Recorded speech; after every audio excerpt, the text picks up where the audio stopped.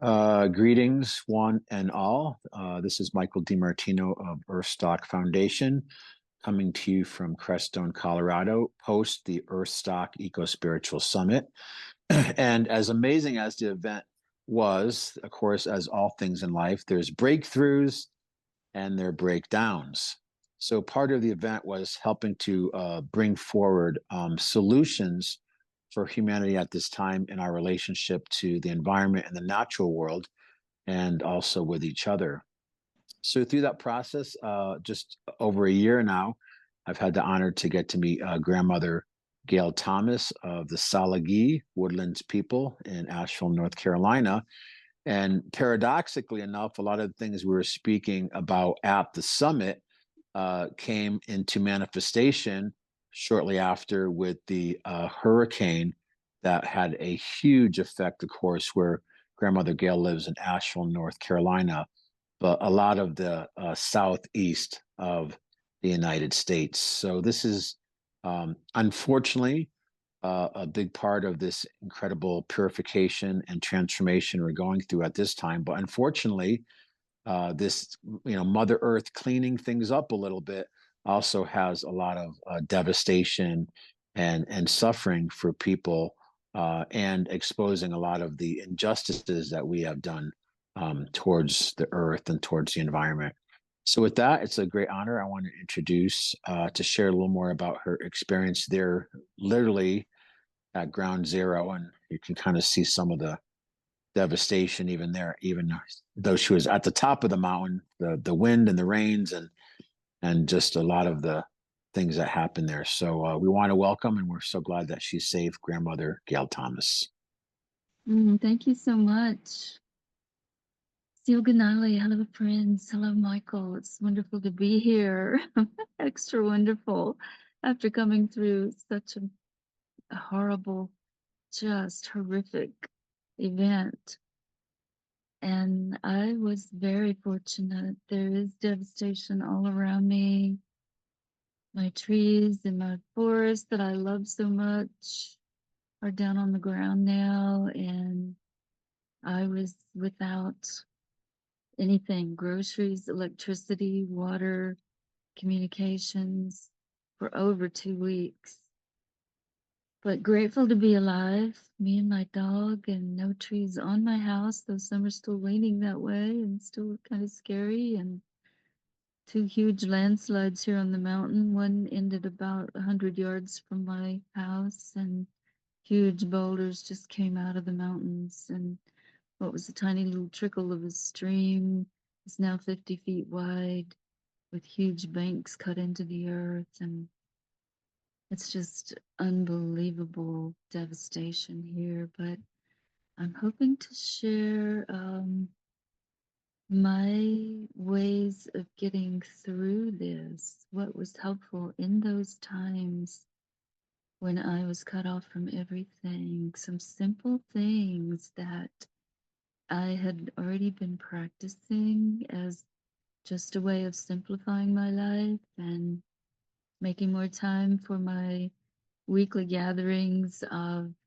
singing and dancing. Our original woodlands peoples focused on food and shelter in the day and the sunlight, and then at night gathered around the fire to sing and dance in community. And so the best way for me to do that is online. And that's what I missed the most when I was so isolated by the storm and the devastation to the systems that we rely on so much. There is an elder that I worked with maybe 20 years ago who would say, learn to live without electricity and we'll get the continent back. Well, I was kind of already practicing some of those ways and minimizing as much as possible. It's very challenging in that situation.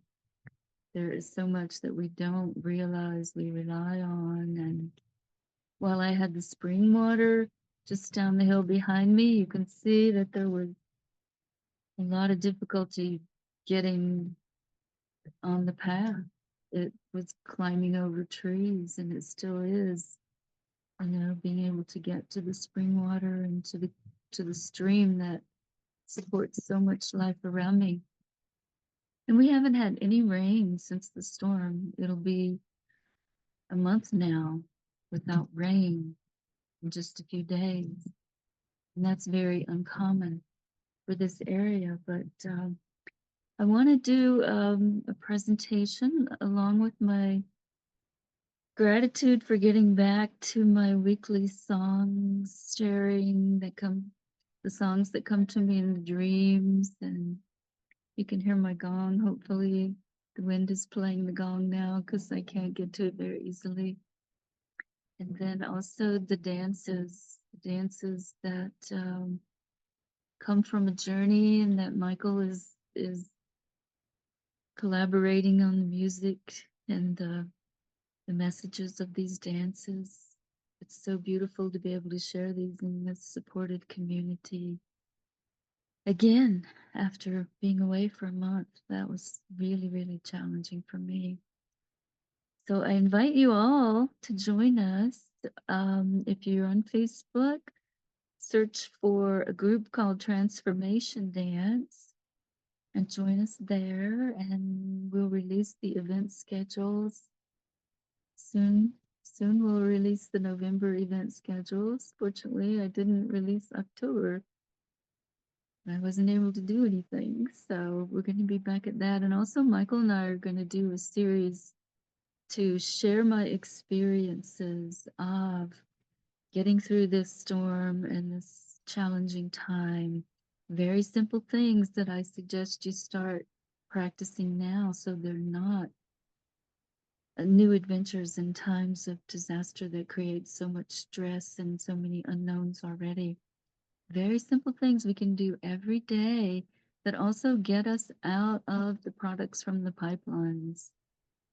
So these are things that are easy and can really make an impression if enough people will do them on that multi-billion-dollar daily care, they call it, industry that comes right out of the pipelines with the neurotoxins from the petrochemical products that we don't realize and we use so carelessly without knowing what the impact is. So Michael and I will put together a Yeah. workshop and tell you what I, worked.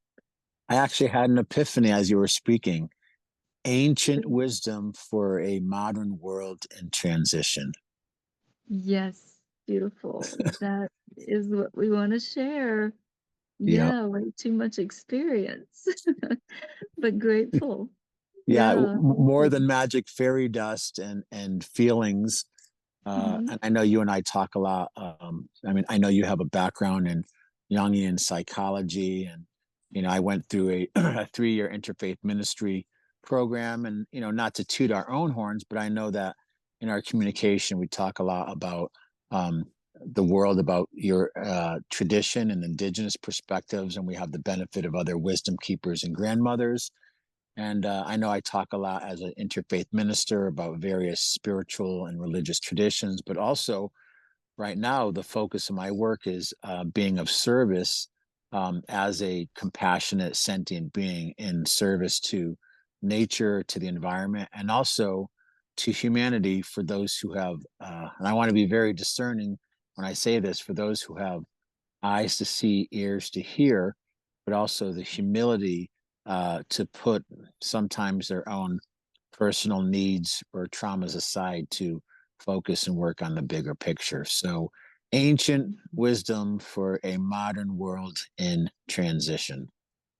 Beautiful, Michael. That is it. That's what we want to share. And actually, this Friday, November 1st, we will gather in the new moonlight with the Grandmother's Council and the Wisdom Council for EarthStock Foundation and share our experiences of relationship. And that is one of the ancient ways I want to encourage returning to a verb-based language of the ancient ones and the Saligi people here in my homeland.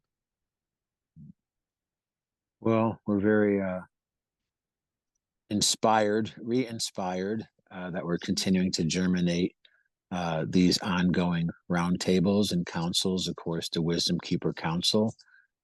Many of those showed up at EarthStock and are on now to other endeavors and projects. And for those that know that we are continuing the work, and of course, the Grandmother Council, something that we've really lost in our modern world is honoring the voice of women, honoring the voice of elders, and of course, the grandmothers who have their unique knowledge and have always been an essential cornerstone to counsel in not only indigenous traditions, but many traditions around the world. And of course, the Walking in the Moonlight and your transformation dance, which again people can find on Facebook.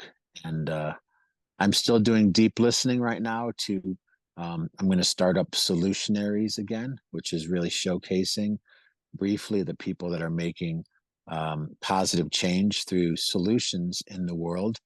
And it, even though we talk about psychology and many of these things, it's really about boots on the ground, hands in the earth, and about solutions and follow through, not just ear tickling or shameless self promotion. That's right. So always happy and honored to have time with you. And I mean, this is real. This is in motion now that you're online. Being able to keep in communication with you in Asheville, Mhm. North Carolina, about this process of regeneration with that amazing love pod. Yeah, So thanks to the Love Pod, I'm back online. Yeah, and to you for making that happen.